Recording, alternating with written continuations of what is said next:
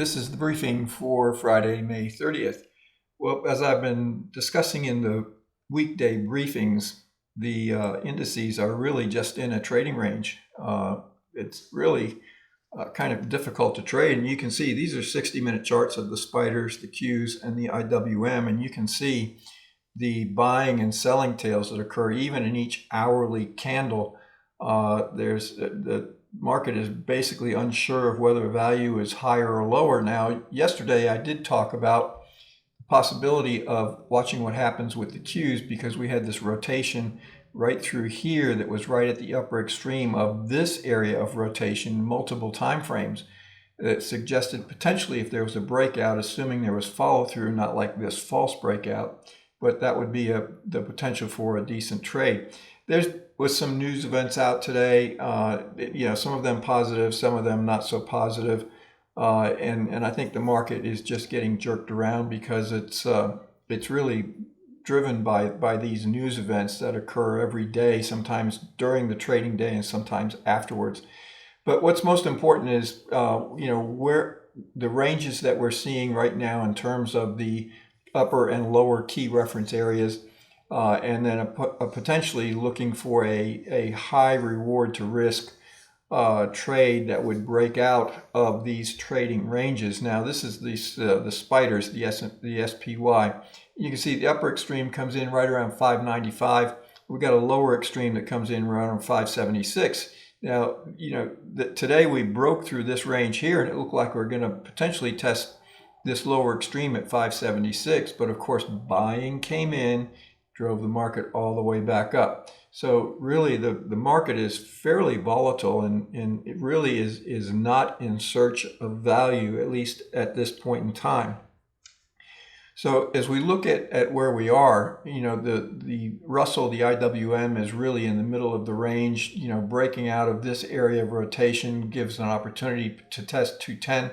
Breaking to the downside gives an opportunity to break 200. But this is just very, very difficult to trade, at least at this point in time right now. Now, on a daily basis, you can see that we got a little bit of a tick up in volume on a daily basis on the spiders, but you can see the buying tail that came in basically later in the afternoon today. And this is the area of rotation that we looked at just a minute ago on a 60-minute chart. So this is the lower extreme at 576. Now, this would be an important extreme because you can see that this area of rotation here has a high at 610 and a low coming in right at the 575 area. Then you get this breakthrough. This was a breakdown, I should say, here. Then you get a breakthrough to the upside. Then we get these almost two weeks of rotation at this lower extreme at 575. So a breakout of this on a daily basis, and this is why it's important to look at multiple time frames, because when you look back at this on a 60-minute basis, this is just very, very difficult to understand or even develop a strategy. When you look at this, it's a little bit different because a break of the 595 area, this high here, this upper extreme of this area of rotation, is going to open up a sure test of 610. And if 610 is tested, I suggest the probabilities are going to increase that we're going to break out of 610 and put it in new all-time highs. On the contrary, breaking 576, 575 is a breakout to the downside in multiple time frames. It's outside of this time frame here, and it's outside of this time frame here. That would open up the potential to test the 550 area, which would go all the way back to this time frame back through here. So it's going to be very interesting to see what happens. But internals still are not strengthening, and you can see 52-week highs minus 52-week lows. Just basically flat, really not doing anything through this whole rally, which is really surprising. Market breadth in the NYSE declining pretty dramatically. We did have a spike on this day, a little bit of a spike yesterday, but for the most part, it is declining. So the market is not strengthening internally. In fact, it continues to weaken with each passing day. In the Qs, we got basically the same thing. You get to see this area of rotation here. right around this 502 area is the lower extreme of this area of rotation, and then this area of rotation. And then breaking about the 523, 524 area would suggest a potential test of the 540 area also. Once again, volume ticking up in the Qs. Now, what's very interesting here, you can see this is where the rotation begins on this day. So if you look at where volume is on this day, it's right here. So the trend in volume on the Nasdaq, I shouldn't say the Nasdaq, but the Qs, and I'll get to volume on the Nasdaq in a minute, but the volume on the Qs is slightly increasing as we're in a rotational period, which is very unusual because typically in a rotational period, volume declines. Breadth is declining as well in the Nasdaq, which suggests a weakening internally, not strengthening internally. And in the IWM, you see we got a little bit of a tick up in volume here as well. Volume declining here. We got a spike on this day and then a spike yesterday in breadth in the Russell. But for the most part, the trend of market breadth is down in the Russell as well. So as we look now at what's going on in terms of volume, you can see volume, the spike, we got a spike in volume at the end of the day today. Today is it's the 30th, so I think we did have month end today. But as you can see, if you look at what that volume was, most of it was selling volume. This is a breakdown of up volume minus selling volume.